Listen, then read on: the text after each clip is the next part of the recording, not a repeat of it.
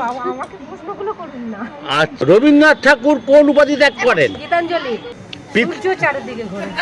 আচ্ছা, আপনার নাম? আমি আছি সরাসরি একবারে হুগলি জেলার বৈদ্যবাটী গভর্নমেন্ট কোয়ার্টার। আজকে আমাদের অল ইন নিউজের পর্দা থেকে আমি অমল চ্যাটার্জি। রবীন্দ্রনাথ ঠাকুর কোন উপাধি ত্যাগ করেছিলেন?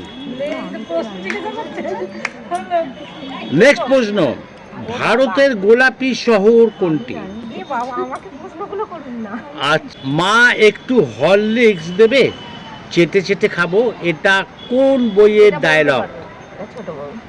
আচ্ছা, আপনার নাম?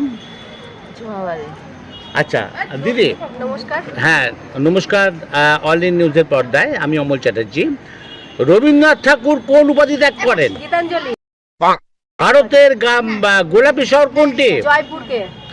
মা একটু হরলিক্স দেবে, চেটে চেটে খাবো, এটা কোন ছবির ডায়লগ? ছোট বউ। শ্রীকৃষ্ণের মায়ের নাম কি? দেবকী আছে, যশোদা আছে, কোনটা? যশোদা। যশোদা নয়, দেবকী। যাকে কোশ্চেন গুলো সেই উত্তর দেবে। পৃথিবী সূর্যের চারিদিকে ঘোরে না সূর্য পৃথিবীর চারিদিকে ঘোরে? সূর্য চারিদিকে ঘোরে।